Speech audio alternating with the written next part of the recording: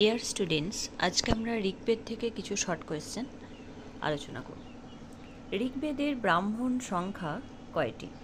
দুইটি। একটা হচ্ছে ঐতরেয় ব্রাহ্মণ আর একটা হচ্ছে কৌশিতকী ব্রাহ্মণ। ঋগ্বেদের আরণ্যক সংখ্যা কয়টি? দুটি। ঋগ্বেদের মণ্ডল সংখ্যা কয়টি? ঋগ্বেদের মণ্ডল সংখ্যা হচ্ছে 10টি। সেজন্য ঋগ্বেদকে বলা হয় দশতয়। পরের যে শর্ট কোয়েশ্চনটা রয়েছে যে ঋগ্বেদে 10টি মণ্ডল থাকায় এর অপর নাম কি? এর অপর নাম হচ্ছে দশতয়। ঋগ্বেদের অষ্টম ও নবম মণ্ডলের নাম কি? অষ্টম মণ্ডলের নাম হচ্ছে প্রগাথ এবং নবম মণ্ডলের নাম হচ্ছে সোম মণ্ডল। আর্ষমণ্ডল বলতে কি বোঝায়?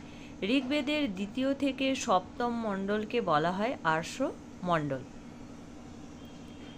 ঋগ্বেদের দার্শনিক সূক্তগুলি কি কি?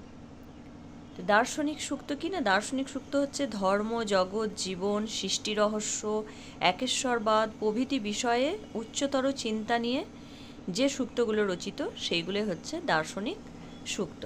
যেমন দেবী সূক্ত, নাসদীয় সূক্ত, হিরণ্যগর্ভ সূক্ত, পুরুষ সূক্ত ইত্যাদি।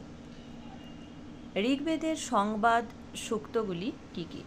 সংবাদ সূক্ত কি না? সংবাদ সূক্ত হচ্ছে পারস্পরিক সংলাপ বা কথোপকথনের ভঙ্গিতে যে সূক্তগুলো রচিত, যেন পরস্পর কথা বলছে এরকম কথোপকথনের দ্বারা যে সূক্তগুলো রচিত সেগুলো হচ্ছে সংবাদ সূক্ত।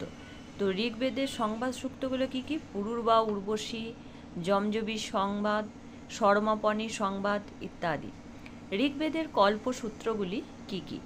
শ্রৌতসূত্র, আশ্বলায়ন এবং সাংখ্যায়ন, গৃহ্যসূত্র, আশ্বলায়ন ও সাংখ্যায়ন, ধর্মসূত্র হচ্ছে বশিষ্ঠ এবং শুল্বসূত্র হচ্ছে নেই। তাহলে এই শর্ট কোয়েশ্চেনগুলো তোমরা মুখস্থ করে নিও। আজ এখানে শেষ করছি।